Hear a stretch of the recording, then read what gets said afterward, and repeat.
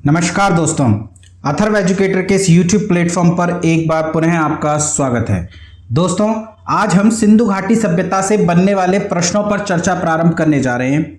देखिए, सिंधु घाटी सभ्यता से या पाषाण से या पूरे इतिहास पर हजारों वीडियो हैं जो YouTube पर पड़े हुए हैं और यही प्रश्न घुमा फिरा करके सभी वीडियोस में हैं। तो आप यहाँ कहेंगे कि इसमें क्या नया है सर, ये तो हमें कहीं से भी मिल जाएगा। तो बिल्कुल प्रश्न तो वही होते हैं और वैसे भी जो मैं प्रश्न आपके सामने यहाँ पर लेकर आ रहा हूँ वो पिछले 20 वर्षों में आए हुए प्रश्न ही हैं। तो ये प्रश्न तो आपको किसी पुस्तक में भी मिल जाएंगे, प्रश्न आपको किसी भी YouTube चैनल पर मिल जाएंगे।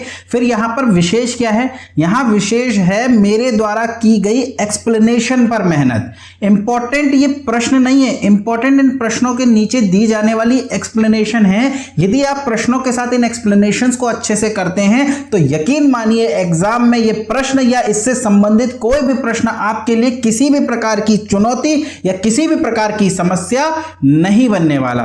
तो चलिए सीधे प्रारंभ करता हूं आज का सेशन पर। उससे पहले यदि चैनल पर नए आए हैं, अभी तक आपने चैनल को सब्सक्राइब नहीं किया है तो प्लीज चैनल को सब्सक्राइब कीजिए और यदि सेशन पसंद आए तो वीडियो को लाइक भी कीजिएगा, ज्यादा से ज्यादा दोस्तों को इसे शेयर भी कीजिएगा। चलिए देखते हैं आज का पहला प्रश्न। और आज का पहला प्रश्न है, सिंधु सभ्यता संबंधित है प्राग ऐतिहासिक युग से, आद्य ऐतिहासिक युग से, ऐतिहासिक युग से या उपरोक्त में से कोई नहीं।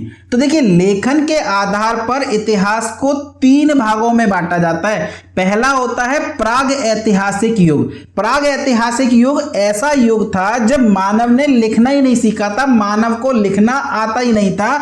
जैसे कि पाषाण काल का जो मानव होता है, पाषाण काल का मानव, यदि अगर से पूछ लिया जाए कि पाषाण कालीन सभ्यता कैसी सभ्यता थी तो वो थी प्राग ऐतिहासिक सभ्यता। जबकि आद्य ऐतिहासिक युग क्या होता है? आद्य ऐतिहासिक युग ऐसा युग है जब मानव के पास लेखन का ज्ञान तो था, मानव ने लिखना तो सीख लिया था, लेखन कला तो उसने विकसित कर ली थी, पर उसके द्वारा लिखे गए अभिलेख या उसके द्वारा लिखे गए स्रोतों को वर्तमान समय का जो मानव है वह अभी तक उसे पढ़ नहीं पाया है। जैसे कि सिंधु सभ्यता। सिंधु सभ्यता अगर आपसे पूछ लिया जाए कि कैसी सभ्यता थी तो यह एक आद्य ऐतिहासिक युग की सभ्यता थी, क्योंकि इसके द्वारा लिखे गए साक्ष्यों को अभी तक मानव पढ़ नहीं पाया है। बृष्टोफोदन लिपि है, चित्राक्षर लिपि है, लेकिन वो लिपि के माध्यम से क्या लिखना चाह रहे थे उस काल के लोग, उसे अभी तक हम पढ़ने में सफलता हासिल नहीं कर पाए हैं। जबकि ऐतिहासिक युग क्या होता है? ऐतिहासिक युग ऐसा युग होता है जिसके स्पष्ट लिखित स्रोत उपलब्ध हैं, जैसे कि अशोक के काल का इतिहास, गुप्त कालीन इतिहास, मौर्य युगीन इतिहास या वैदिक काल का इतिहास। वैदिक काल में वेद, उपनिषद, पुराण सभी कुछ लिखे गए हैं और उन्हें हम स्पष्ट ढंग से आज पढ़ भी सकते हैं। तो सिंधु सभ्यता कैसी सभ्यता थी? तो वो थी आद्य ऐतिहासिक युगीन सभ्यता। तो हमारे प्रश्न का उत्तर हो जाएगा बी। चलिए अगला प्रश्न है, भारत में सबसे पहला खोजा गया शहर था हड़प्पा, पंजाब, मोहनजोदड़ो या सिंध? तो ध्यान रखिएगा, सिंधु घाटी सभ्यता के समय में जो पहला खोजा गया जो शहर है वह शहर हो जाता है हड़प्पा। हड़प्पा की खोज जॉन मार्शल के नेतृत्व में दयाराम साहनी जी द्वारा 1921 में की गई थी। अगर आपसे पूछे कि हड़प्पा कहां स्थित है तो हड़प्पा वर्तमान पाकिस्तान में स्थित है, वर्तमान पाकिस्तान के पंजाब प्रांत में। सबसे इंपॉर्टेंट प्रश्न आता है, किस नदी के किनारे स्थित है? तो रावी नदी के किनारे स्थित है। हड़प्पा की खोज किसने करी? दयाराम साहनी जी ने। कब की गई? सन 1921 में। कहां स्थित है? तो पाकिस्तान के पंजाब प्रांत में स्थित है। किस नदी के किनारे स्थित है? तो रावी नदी के किनारे स्थित है। इस पहले खोजे गए स्थल के आधार पर ही सिंधु घाटी सभ्यता को वर्तमान में किस नाम से जानते हैं? तो इसे जानते हैं हड़प्पा सभ्यता के नाम से। तो भारत में सबसे पहला खोजा गया शहर। अब आप कहोगे भारत में, ये तो पाकिस्तान में है। पाकिस्तान में है लेकिन तात्कालीन भारत कह सकते। 1921 तक तो पाकिस्तान नहीं बना था ना, तो तात्कालीन भारत में खोजा गया सबसे पहला शहर कौन सा था? तो वो था आपका हड़प्पा। तो प्रश्न का उत्तर क्या हो जाएगा? प्रश्न का उत्तर हो जाएगा हड़प्पा। चलिए अगला प्रश्न है, मोहनजोदड़ो एंड इंडस सिविलाइजेशन नामक पुस्तक के लेखक कौन हैं? तो ध्यान रखिएगा, ये जो हड़प्पा और सिंधु घाटी सभ्यता खोजी गई थी, ये किनके निर्देशन में खोजी गई थी? तो ये खोजी गई थी जॉन मार्शल के निर्देशन में। जॉन मार्शल जो कि 1902 से लेकर के 1928 तक भारतीय पुरातत्व सर्वेक्षण विभाग के महानिदेशक थे। इन्हीं के अधीन रहते हुए दयाराम साहनी द्वारा हड़प्पा की और राखलदास बनर्जी द्वारा मोहनजोदड़ो की खोज की गई। जॉन मार्शल के द्वारा लिखी गई पुस्तक का क्या नाम है? इनकी पुस्तक का नाम है मोहनजोदड़ो एंड इंडस सिविलाइजेशन। तो आपसे पूछे मोहनजोदड़ो एंड इंडस सिविलाइजेशन किसकी पुस्तक है? तो यह पुस्तक किसकी है? यह पुस्तक है जॉन मार्शल की। चलिए अगला प्रश्न देखते हैं। अगला प्रश्न है, निम्न में से कौन सा सिंधु घाटी सभ्यता का सही कालक्रम है? आपसे सिंधु घाटी सभ्यता का कालक्रम पूछ रहा है। 2300 से 1750 बीसी, 3250 से 2750 बीसी और 2600 से 1900 बीसी। ये बस नहीं है दोस्तों, ये बीसी है। तो 2600 से 1900 बीसी या उपरोक्त में से कोई नहीं। देखिए विभिन्न स्रोतों में आपको ये सभी कालक्रम नजर आ जाएंगे सिंधु घाटी सभ्यता के, पर हमें तो ये सभी उत्तर नहीं देने, हमें तो वो उत्तर देना है जो एग्जामिनर मान्य करेगा। तो जो सबसे प्रमाणिक कालक्रम सिंधु घाटी सभ्यता का माना जाता है वह माना जाता है 2300 से 1750 बीसी। विभिन्न एग्जामों में बोर्ड ने भी जो सही उत्तर माने हैं वो 2300 से 1750 बीसी ही माना है। तो आप याद रखेंगे 2300 से 1750 बीसी सिंधु घाटी सभ्यता का सही कालक्रम है। चलिए अगला प्रश्न देखते हैं। हड़प्पा सभ्यता का वह एकमात्र स्थल कौन सा है जहां से नहरों के साक्ष्य प्राप्त हुए हैं? मुंडीगौक से, शोरतुगई से, चन्हूदड़ो से या लोथल से? तो देखिए सिंधु घाटी सभ्यता में नहरों के प्रमाण हमें प्राप्त नहीं होते। सामान्यतः नहरें सिंधु घाटी सभ्यता में नहीं बनाई जाती थी, या हम कह सकते हैं कि सिंधु घाटी सभ्यता के जो लोग थे वो नहरों से अपरिचित थे। लेकिन सिंधु घाटी सभ्यता का एक ऐसा स्थल है जहां से हमें नहरों के साक्ष्य प्राप्त हुए हैं, और वह स्थल कौन सा है? वह स्थल है शोरतुगई। ध्यान रखिएगा अफगानिस्तान में दो ही सिंधु सभ्यता के स्थल है, एक का नाम है आपका शोरतुगई और एक का नाम है आपका मुंडीगौक। तो मुंडीगौक और शोरतुगई कहां स्थित है अगर आपसे पूछा जा सकता है तो ये दोनों ही आपके अफगानिस्तान में स्थित हैं। और इसमें से जो शोरतुगई है ये सिंधु घाटी सभ्यता का एकमात्र ऐसा स्थल है जहां से नहरों के प्रमाण प्राप्त हुए हैं। तो प्रश्न का उत्तर क्या हो जाएगा? प्रश्न का उत्तर हो जाएगा आपका शोरतुगई। चलिए अगला है, कालीबंगा स्थित है उत्तर प्रदेश में, सिंध में, राजस्थान में, गुजरात में? आसान सा प्रश्न है, ज्यादातर विद्यार्थियों को इसका उत्तर पता होगा कि कालीबंगा जो स्थित है वो कहां है? वह राजस्थान में स्थित है। एक महत्वपूर्ण प्रश्न पूछा जाता है कि कालीबंगा का शाब्दिक अर्थ क्या है, या कालीबंगा किस नदी के किनारे स्थित है? तो यदि शाब्दिक अर्थ पूछ ले तो कालीबंगा का शाब्दिक अर्थ होता है काली चूड़ियां।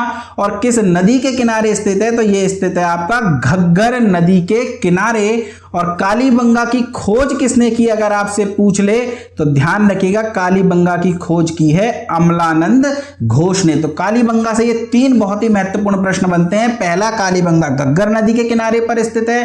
कालीबंगा का शाब्दिक अर्थ काली चूड़ियां होता है। कालीबंगा की खोज का श्रेय अमलानंद घोष को जाता है। और कालीबंगा कहां स्थित है? तो कालीबंगा स्थित है आपका राजस्थान राज्य में। चलिए अगला प्रश्न है, निम्नलिखित में से किस हड़प्पा कालीन स्थल से जुताई वाले क्षेत्र के साक्ष्य मिले हैं, या जुते हुए खेत के साक्ष्य मिले हैं? जुते हुए खेत के साक्ष्य। तो ध्यान रखिएगा जुते हुए खेत के साक्ष्य भी हमें कालीबंगा से ही प्राप्त होते हैं। कालीबंगा जो कि राजस्थान में स्थित है, घग्गर नदी के किनारे स्थित है, जिसका शाब्दिक अर्थ होता है काली चूड़ियां, और जिसकी खोज करी है अमलानंद घोष ने, उसी कालीबंगा से जुते हुए खेत के साक्ष्य भी हमें प्राप्त होते हैं। तो अगर आपसे पूछ ले जुते हुए खेत के साक्ष्य कहां से प्राप्त होते हैं, तो कालीबंगा से प्राप्त होते हैं। बहुत ही फेमस प्रश्न है, हजारों बार एग्जाम में यह प्रश्न पूछा जा चुका है। चलिए अगला प्रश्न है, निम्नलिखित में से किस संस्कृति को मेलुहा के नाम से जाना जाता था? मिस्र, मेसोपोटामिया, सिंधु या सुमेरिया? तो ध्यान रखिएगा जो सिंधु घाटी सभ्यता है उसे ही मेलुहा के नाम से जाना जाता था। तो प्रश्न का उत्तर क्या हो जाएगा? प्रश्न का उत्तर हो जाएगा सी, सिंधु। सिंधु ऑप्शन में हो सकता है, हड़प्पा सभ्यता ऑप्शन में हो सकता है, या फिर सिंधु घाटी की सभ्यता भी ऑप्शन में हो सकता है। इसका प्राचीन नाम मेलुहा था। कैसे हमें ज्ञात होता है? हमें ज्ञात होता है मेसोपोटामिया के अभिलेखों से। मेसोपोटामिया से जो अभिलेख हमें प्राप्त हुए हैं वहां से हमें पता चलता है कि हड़प्पा सभ्यता के लोग और मेसोपोटामिया की सभ्यता के लोगों के मध्य में व्यापारिक संबंध थे। वहां से मोहरें प्राप्त हुई हैं हड़प्पा की, मेसोपोटामिया की मोहरें हड़प्पा से मिली हैं। और जो हमने जो सिंधु घाटी सभ्यता का अभिलेख है उन्हें तो हम अभी तक पढ़ ही नहीं पाए हैं, लेकिन मेसोपोटामिया में जो हमें अभिलेख प्राप्त हुए उन्हें हम पढ़ पाए हैं। और उसमें जो सिंधु संस्कृति के लिए जो शब्द लिखा हुआ मिलता है वो शब्द मिलता है मेलुहा। अगर आपने अमीश त्रिपाठी की बुक पढ़ी हो तो उनकी जो पहली बुक थी वो थी the secret of Nagas, Naga का रहस्य, और जो दूसरी बुक थी वो थी मेलुहा के मृत्युंजय। तो वो जो मेलुहा है वो शब्द कहां से लिया गया है? तो वो शब्द सिंधु घाटी सभ्यता से लिया गया है। सिंधु घाटी सभ्यता के लिए ही जो प्राचीन नाम मेसोपोटामिया के अभिलेखों में इस्तेमाल किया गया है उसका नाम क्या है? उसका नाम है मेलुहा। ध्यान रखिएगा मेसोपोटामिया के अभिलेखों में दो और नगरों का उल्लेख मिलता है। एक नगर है आपका दिलमन और दूसरा नगर है आपका माकन। ये दोनों ही नगर व्यापारिक केंद्र थे और मेसोपोटामिया और सिंधु, ये सपोज करिए मेसोपोटामिया है और अगर ये सिंधु है तो इन दोनों के मध्य में स्थित थे। व्यापार के लिए इन नगरों का इस्तेमाल होता था, यानी इन दोनों के मध्य की व्यापारिक कड़ी थे दिलमन और माकन। तो आपसे पूछा जा सकता है दिलमन और माकन क्या थे? तो ये मेसोपोटामिया और सिंधु सभ्यता के मध्य में स्थित व्यापारिक नगर हैं। चलिए अगला प्रश्न देखते हैं, और अगला प्रश्न है आपका, हड़प्पा एवं खालिस्तान को सैंधव सभ्यता की जुड़वा राजधानियां कहा जाता है। आपसे पूछा जा रहा है कि हड़प्पा को सैंधव सभ्यता की राजधानी कहा जाता है, साथ ही किससे अन्य नगर को हड़प्पा की राजधानी कहा जाता है? और यदि दो राजधानियां होंगी तो क्या कहा जाएगा? जुड़वा राजधानियां। तो हड़प्पा के साथ किसको जुड़वा राजधानी कहा जाता है? तो आसान सा प्रश्न है, हड़प्पा और मोहनजोदड़ो सिंधु घाटी सभ्यता के दो महत्वपूर्ण स्थल हैं, सबसे ज्यादा महत्वपूर्ण स्थल हैं, दोनों ही पाकिस्तान में स्थित हैं और इन दोनों को सिंधु सभ्यता की जुड़वा राजधानियां कहा जाता है। बात करें यदि हम मोहनजोदड़ो की, तो मोहनजोदड़ो किस नदी के किनारे स्थित है? तो मोहनजोदड़ो आपका सिंधु नदी के किनारे स्थित है। मोहनजोदड़ो से बनने वाले प्रश्नों पर यदि चर्चा करें तो एक बहुत ही महत्वपूर्ण प्रश्न पूछा जाता है, मोहनजोदड़ो का शाब्दिक अर्थ क्या होता है? तो मोहनजोदड़ो का शाब्दिक अर्थ होता है मृतकों का टीला। मोहनजोदड़ो की खोज कब की गई? तो 1922 ईस्वी में मोहनजोदड़ो की खोज की गई। किसने करी थी? तो राखलदास बैनर्जी के द्वारा की गई थी। देखिए जॉन मार्शल के नेतृत्व में ही की गई थी, लेकिन मोहनजोदड़ो की खोज किसने करी है? राखलदास बैनर्जी ने। वहीं हड़प्पा की खोज किसने करी है? दयाराम साहनी ने। मोहनजोदड़ो से बहुत ही महत्वपूर्ण साक्ष्य हमें प्राप्त होते हैं। परीक्षा की दृष्टि से यदि देखा जाए तो कौन कौन से पूछे जाते हैं, कौन कौन से पूछे गए हैं, भविष्य में पूछे जा सकते हैं। तो मोहनजोदड़ो से हमें श्रमिक के आवास प्राप्त हुए हैं, कांसे की बनी नर्तकों की मूर्ति प्राप्त हुई है। देखिए कांसे की बनी नर्तक की मूर्ति के आधार पर ही इस सभ्यता को कांस्य युगीन सभ्यता कहा जाता है। कांस्य युगीन सभ्यता, तो सिंधु घाटी की सभ्यता कैसी सभ्यता थी? तो यह कांस्य युगीन सभ्यता थी। कांसे की बनी नर्तक की मूर्ति हमें कहां से प्राप्त होती है? तो वो हमें प्राप्त होती है मोहनजोदड़ो से। साथ ही पत्थर की बनी योगी की मूर्ति भी मोहनजोदड़ो से प्राप्त होती है। एक विशाल स्नानागार भी प्राप्त हुआ है, बहुत ही महत्वपूर्ण बिल्डिंग है ये सिंधु घाटी सभ्यता की विशाल स्नानागार। हमें कहां से प्राप्त हुआ है? तो यह हमें प्राप्त हुआ है मोहनजोदड़ो से। साथ ही पत्र पर अंकित प्रसिद्ध वृषभ की आकृति और शिव के प्रारंभिक रूप यानी रुद्र की मोहर भी हमें प्राप्त हुई है। इसमें से ये विशाल स्नानागार और शिव के प्रारंभिक रूप की ये जो मोहर है ये बहुत ही महत्वपूर्ण है। इन दोनों के बारे में हम आगे विस्तृत रूप से चर्चा करेंगे। चलिए अगला प्रश्न देखते हैं। तो अगला प्रश्न है, निम्नलिखित में से किसने मोहनजोदड़ो से प्राप्त विशाल स्नानागार को आश्चर्यजनक संरचना कहा है? तो विशाल स्नानागार प्राप्त कहां से होता है? यह प्राप्त होता है मोहनजोदड़ो से, और यह उस जमाने में इतने बेहतरीन तरीके से बनाया गया था। देखिए उस समय ये बहुत बड़ा था, धार्मिक अनुष्ठान के रूप में इसका प्रयोग होता था। तो इसमें जल भरने और जल निकासी के लिए प्रॉपर व्यवस्थाएं की गई थी। नीचे उतरने के लिए इसमें सीढ़ियां बनी हुई थी और कपड़े वस्त्र आदि चेंज करने के लिए कमरे बने हुए थे। यानी उस समय जब टेक्नोलॉजी नहीं हुआ करती थी, आज की तरह कोई आर्किटेक्चर टेक्नोलॉजीज तो थी नहीं, मशीनरी नहीं थी, उस जमाने में ऐसी बिल्डिंग बनाना ही अपने आप में एक आश्चर्य था। इसलिए जॉन मार्शल ने मोहनजोदड़ो से प्राप्त विशाल स्नानागार को क्या कहा है? एक आश्चर्यजनक संरचना कहा है। ध्यान रखिएगा, आश्चर्यजनक संरचना इसे किसने कहा है? तो जॉन मार्शल ने कहा है। मोहनजोदड़ो से यह प्राप्त हुई है। मोहनजोदड़ो की खोज किसने करी है? तो राखलदास बैनर्जी ने की है। चलिए देखते हैं अगला प्रश्न। अगला प्रश्न है, निम्नलिखित में से सैंधव सभ्यता का कौन सा स्थल पाकिस्तान में स्थित है? कालीबंगा। कालीबंगा तो भारत में स्थित है। कौन से राज्य में स्थित है? ये स्थित है आपका राजस्थान राज्य में। बात करें यदि हम लोथल की, तो लोथल आपका स्थित है गुजरात राज्य में। और आलमगीरपुर की यदि बात करें तो ये उत्तर प्रदेश में स्थित है। जबकि चन्हूदड़ो आपका पाकिस्तान में स्थित है। पाकिस्तान के सिंध प्रांत में स्थित है चन्हूदड़ो। और चन्हूदड़ो से मनके बनाने के कारखाने हमें प्राप्त हुए हैं। बहुत ही इंपॉर्टेंट प्रश्न पूछा जाता है, मनके बनाने के कारखाने कहां से प्राप्त हुए हैं? तो ये प्राप्त हुए हैं चन्हूदड़ो से। साथ ही सौंदर्य प्रसाधन की सामग्री, वक्राकार ईंटें और चांदी के घड़े पर चिपका हुआ सूती कपड़ा, ये सभी हमें कहां से प्राप्त हुआ है? ये सभी हमें प्राप्त हुआ है चन्हूदड़ो से। और चन्हूदड़ो कहां स्थित है? पाकिस्तान में स्थित है। ध्यान रखिएगा, हड़प्पा भी पाकिस्तान में स्थित है, आपका मोहनजोदड़ो भी पाकिस्तान में स्थित है, चन्हूदड़ो भी पाकिस्तान में स्थित है, बालाकोट भी पाकिस्तान में स्थित है। साथ ही कोटदीजी और अलाहादीनो, ये वे महत्वपूर्ण स्थल हैं जो कि आपके पाकिस्तान में स्थित हैं। चलिए अगला प्रश्न देखते हैं।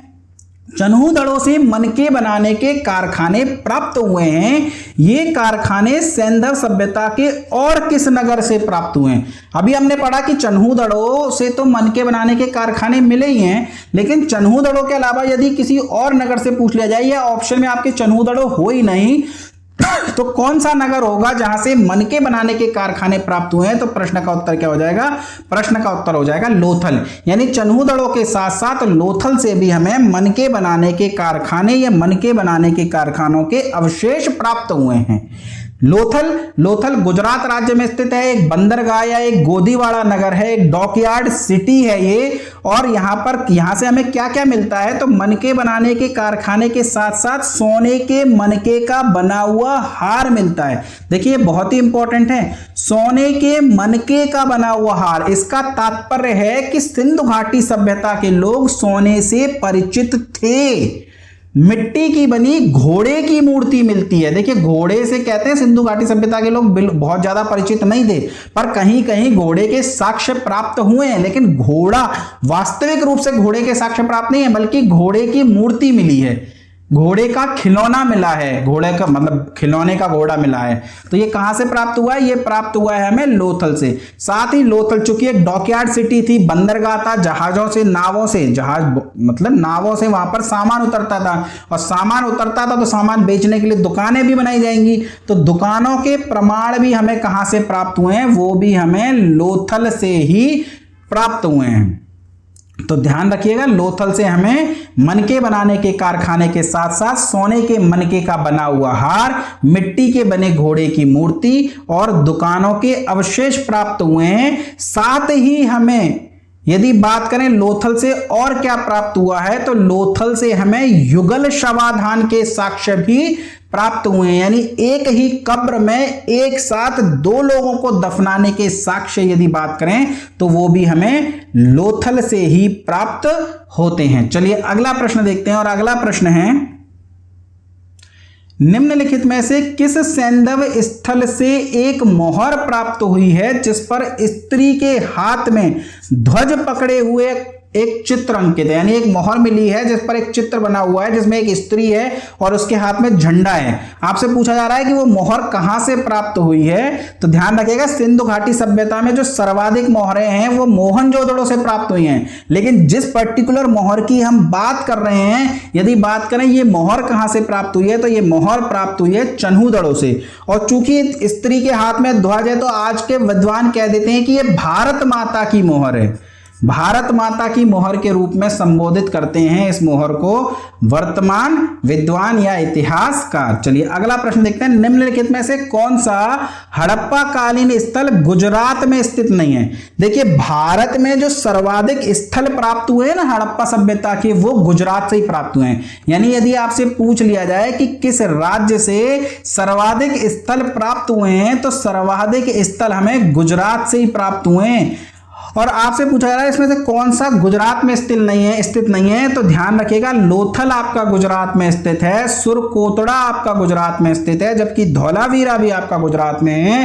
पर यदि बात करें इस दैमाबाद की, तो दैमाबाद आपका कहां स्थित है, तो ये आपका स्थित है महाराष्ट्र राज्य में।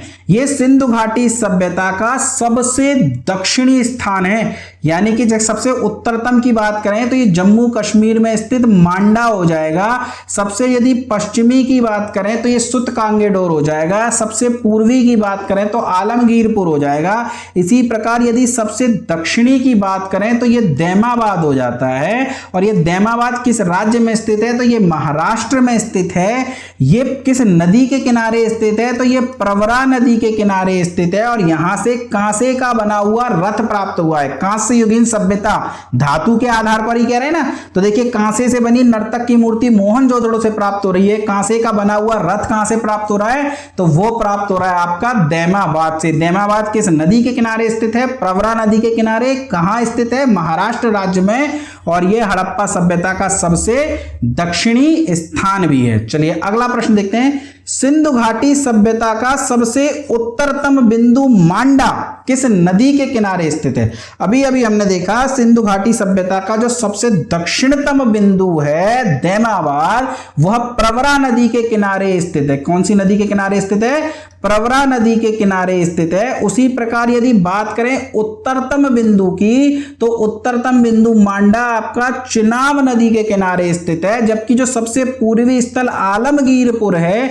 यदि उसकी बात करें तो वह हिंडन नदी के किनारे उत्तर प्रदेश में स्थित है। जबकि सिंधु घाटी सभ्यता का जो सबसे पश्चिमी स्थल है सुतकांगेडोर, वह किस नदी के किनारे स्थित है, तो वह स्थित है आपका दाशक नदी के किनारे।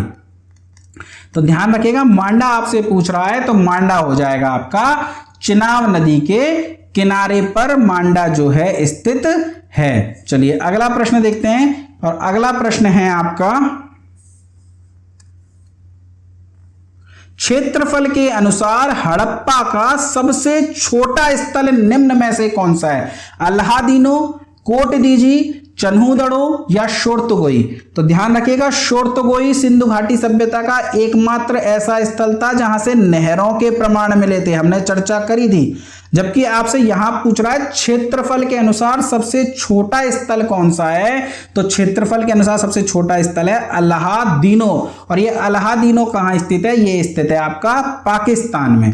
पाकिस्तान में कई नगर स्थित है, हमने चर्चा करी थी। हड़प्पा पाकिस्तान में स्थित है, मोहनजोदड़ो है, चन्हूदड़ो है, बालाकोट है, कोटदीजी है, साथ ही अल्लादीनो भी है। जबकि यदि बात करें अफगानिस्तान की, अफगानिस्तान में कौन कौन से स्थित हैं, तो अफगानिस्तान में आपका एक तो शोरतुगोई हो जाएगा, और साथ ही और कौन सा है, तो आपका मुंडी गाक भी आपका जो है अफगानिस्तान में स्थित है। चलिए अगला प्रश्न देखते हैं, और अगला प्रश्न है,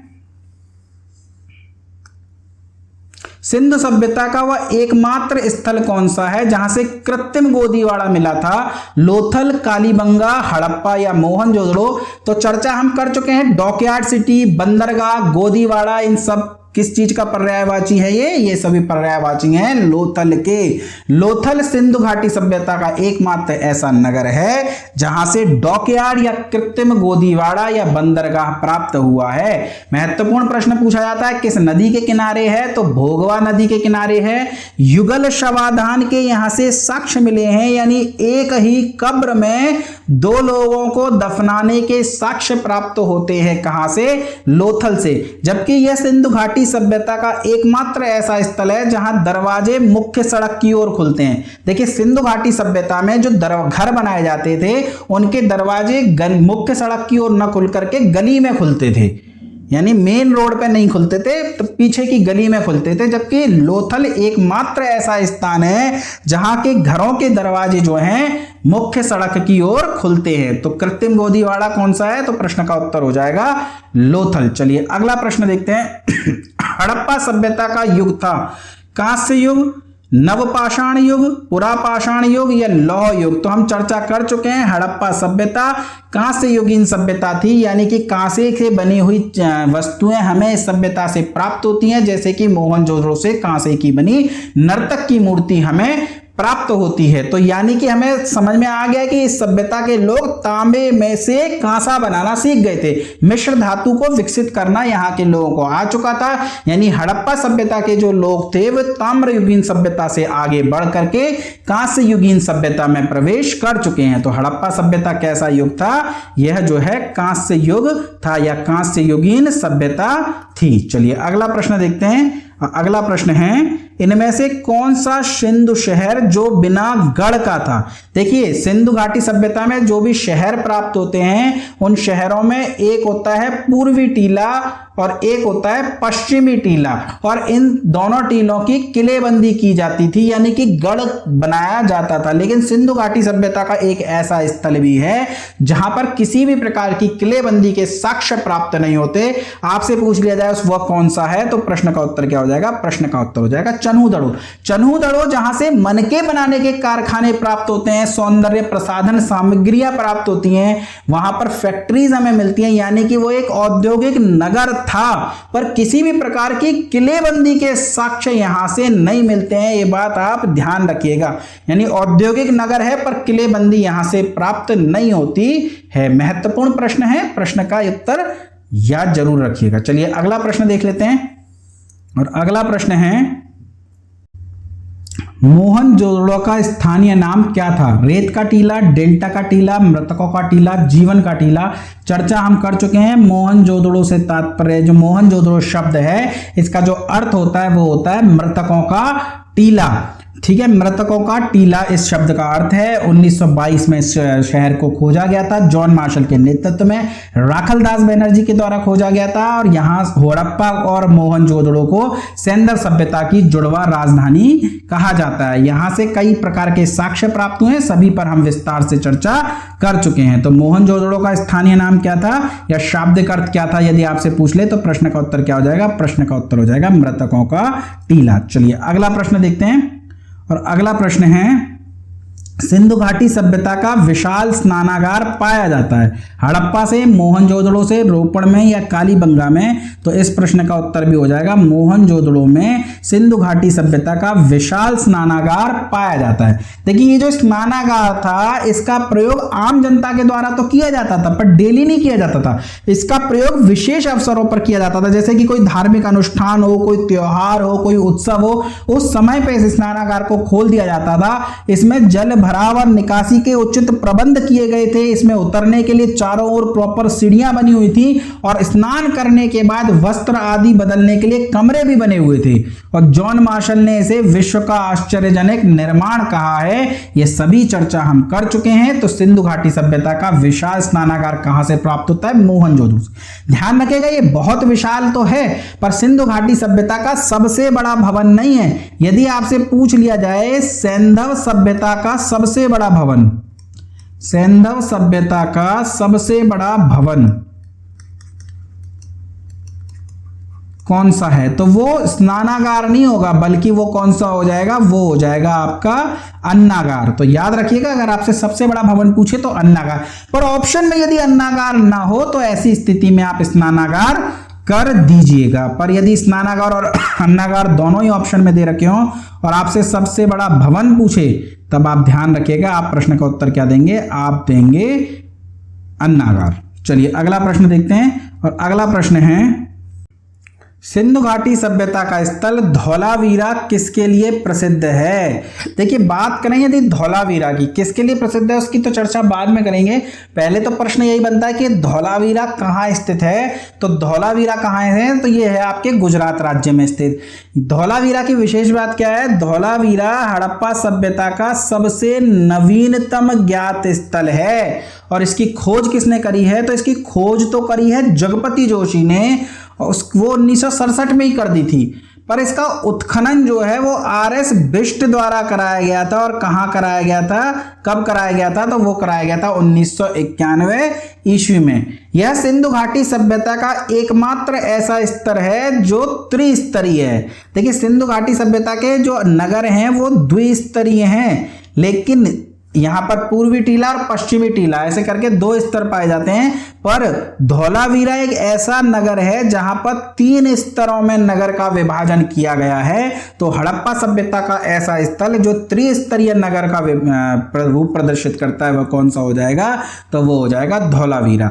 धौलावीरा से एक विशाल स्टेडियम प्राप्त हुआ है, साथ ही यहां से हमें एक अभिलेख भी प्राप्त हुआ है जिस पर ब्रुष्टोफोदन लिपि या चित्राक्षर लिपि लिखी गई है। चर्चा करेंगे इस लिपि के बारे में, लेकिन इस लिपि को अभी तक हम पढ़ नहीं पाए हैं, इसीलिए तो इसे आद्ययुगीन सभ्यता कहते हैं। तो ये लिपि पट्ट में कहां से प्राप्त होता है, ये लिपि पट्ट भी हमें धौलावीरा से ही प्राप्त होता है। धौलावीरा से हमें चट्टान काटकर तालाब बनाने के प्रमाण भी प्राप्त हुए हैं, तालाब बनाने के प्रमाण प्राप्त हुए हैं, यानी कि जल संग्रहण के साक्ष्य में प्राप्त हुए हैं। तो धौलावीरा किस लिए प्रसिद्ध है, तो धौलावीरा प्रसिद्ध है अपने जल प्रबंधन के लिए। तो ध्यान रखिएगा सिंधु घाटी सभ्यता का स्थल धौलावीरा जल प्रबंधन के लिए प्रसिद्ध है। चलिए अगला प्रश्न देखते हैं और अगला प्रश्न है, भारत में स्वतंत्रता के बाद खोजा गया पहला स्थल निम्न में से कौन सा है।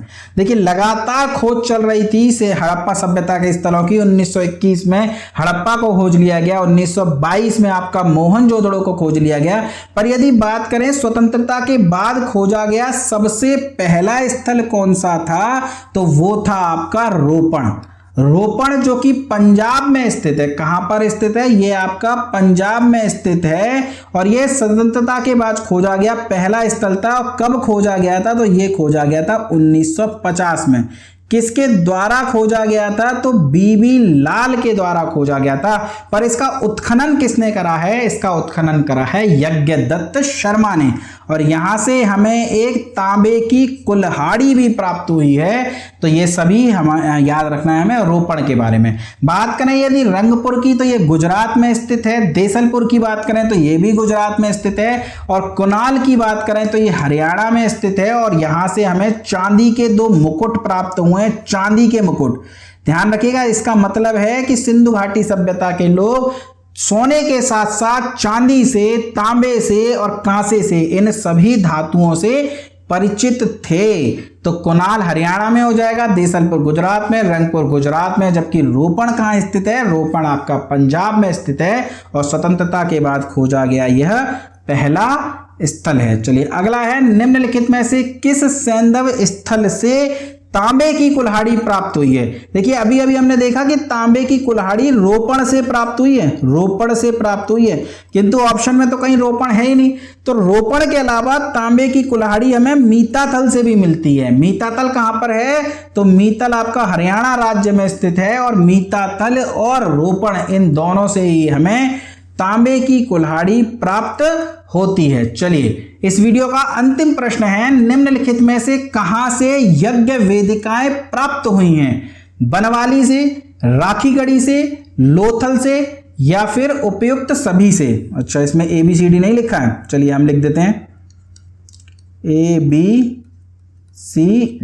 तो बनावली, राखीगढ़ी, लोथल या उपयुक्त सभी से। तो ध्यान रखिएगा यज्ञ वेदिकाएं हमें बनवाली से भी प्राप्त होती है। बनवाली जो कि हरियाणा में स्थित है, साथ ही हमें यह राखीगढ़ी से भी यज्ञ वेदिकाएं प्राप्त होती हैं। राखीगढ़ी भी हरियाणा में स्थित है।